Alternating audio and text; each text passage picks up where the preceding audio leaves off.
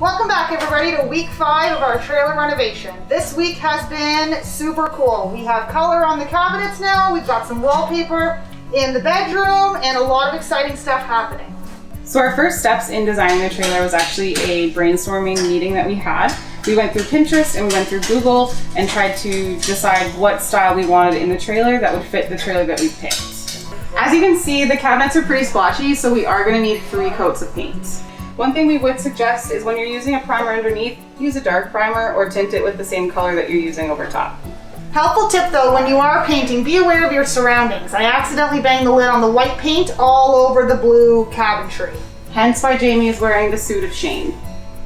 So as a focal point for this trailer, we wanted to go with a neutral geometric wallpaper, and that's what we've chosen is a blue chevron with some gold accents that'll match the rest of the trailer. And so that's it for today, guys. Thanks for tuning in. Next week we are going to show you the flooring that we're going to be adding, which is going to start tying everything together. So stay tuned. Tip. Helpful tip. Tip. Tip. Tip. Okay. Okay, what are you saying? Quiet on the set! Always wanted to do that. So high.